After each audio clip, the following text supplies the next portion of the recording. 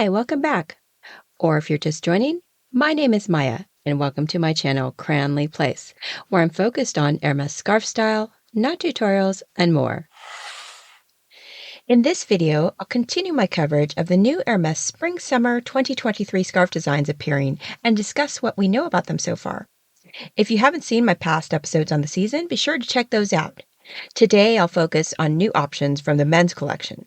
Let's get started.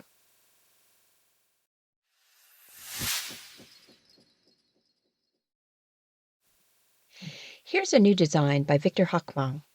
According to the backstory, Robocabar is a horse unlike any other. Like something out of a Japanese cartoon, it has left its stable for intergalactic realms. Up there, its blanket with the Robocabar stripes is transformed into an ultra-sophisticated titanium armor, ideally equipped to battle the evil cyborgs. Unbeatable, they say that he celebrates each of his triumphs by spectacularly rearing up, captured here in this design. Now, Viktor Hachmang is known and loved for his sleek illustrative style, which effortlessly slides between genres of comic, graphic design, and printmaking. Heavily inspired by the Edo era, Japanese woodblock prints, ukiyo-e, and the European ligne claire tradition of comic strips, in addition to collaborating with Hermès, Viktor creates books that combine traditional printmaking techniques with digital. I've seen this design now in at least 5 colorways. Plus, there's a 45 centimeter pocket square version if the 100 centimeter cashmeres aren't your style.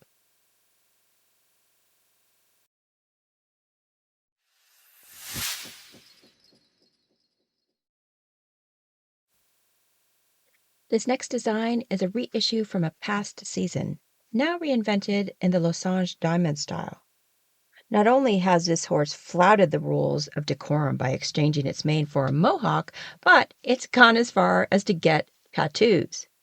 The horse reveals its noble origins, drawn from the objects in the Émile Hermès collection, where the 19th century bronze pen wipe that inspired this design by Daiske Nomura is conserved.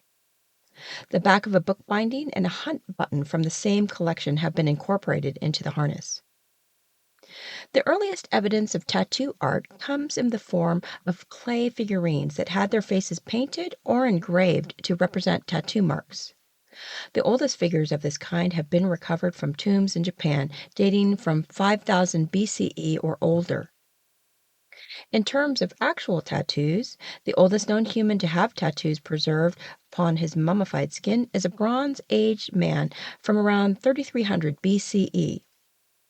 Found in a glacier of the Otzal Alps, and I'm sure I mispronounced that, that's near the border of Austria and Italy.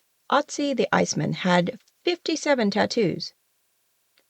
Many were located on or near acupuncture points, coinciding with the modern points that would be used to treat symptoms of disease that he seems to have suffered from, including arthritis. Some scientists believe that these tattoos indicate an early type of acupuncture. Although it's not known how Otzi's tattoos were made, they seem to be made of soot. Other early examples of tattoos can be traced back to the Middle Kingdom period of ancient Egypt. Several mummies exhibiting tattoos have been recovered that date to around that time, roughly from 2160 to 1994 BCE. In early Greek and Roman times, from the 8th to the 6th century BCE, tattooing was associated with barbarians. The Greeks learned tattooing from the Persians and used it to mark slaves and criminals so they could be identified if they tried to escape. The Romans, in turn, adopted this practice from the Greeks. Other early examples of tattoos can be traced back to the Middle Kingdom period of ancient Egypt. This Losange I've seen now in at least 3 colorways, so I would expect that there will be more to come.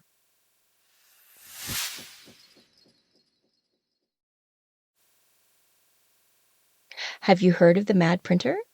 According to the backstory on this one, it isn't the start of a 19th century literary saga, but a playful print designed years ago by Hermès. Here, the different frames for Virginie Jamin's design are mixed up, superimposed, and repeated to create a new composition.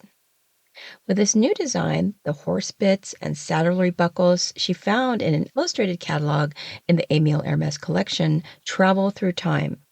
resulting in an elegant and cheerful jumble.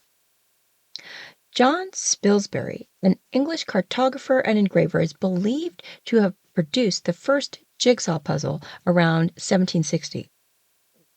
It was a map glued to a flat piece of wood and then cut into pieces following the lines of the countries.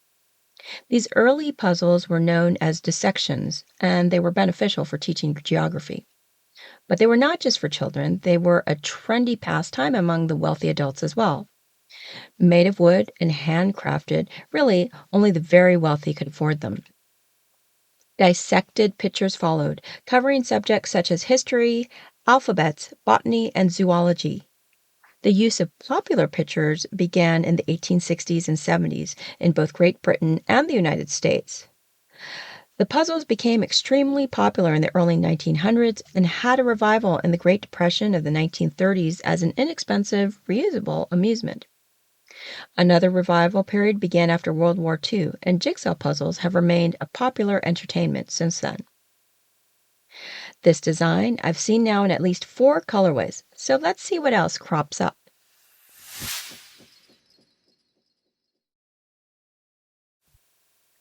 When you step into the Émile Hermès collection, you enter a world where the horse is omnipresent, found on objects ranging from the most precious, essential, and lightest to the most delightfully playful, surprising, and cheerful. With this 100-centimeter cashmere design translating to Horses from the Collection, Alexandre Benjamin Navet evokes the spirit of this fantasy with his rapid, freehand lines in oil pastels.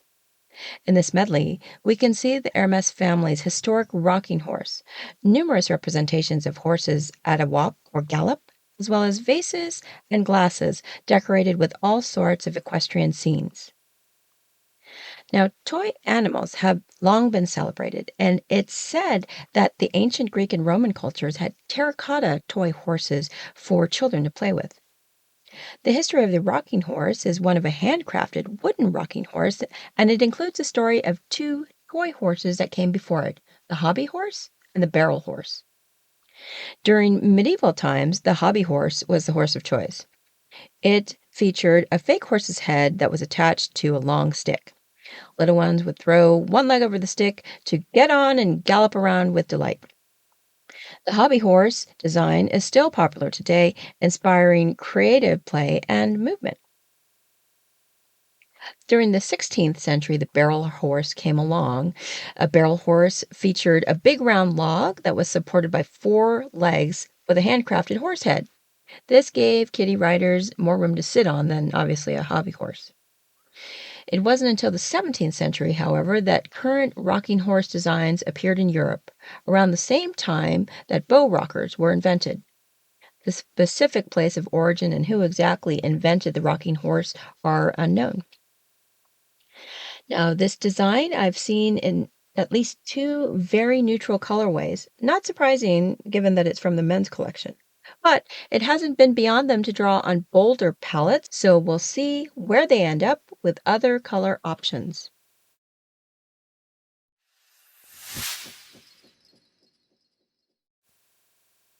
Here's a fanciful design by Jan Bajtlik. There's a printer malfunctioning, something stuck, and the warning light is flashing frantically. The darn machine is overheating, the glimmering engine drawn by Bajtlik. Even the galloping of its 600 horses is not enough to keep it functioning. The colored ink is running out, exhausting its supply and leaving its final traces behind. The diagnosis? A paper jam. This one reminds me of that Banksy painting that shred itself after being sold at auction for $1.4 million. Do you remember that? Pretty crazy, right? Anyways, Johannes Gutenberg is credited with inventing the printing press around 1436, although he was far from the first to automate the book printing process.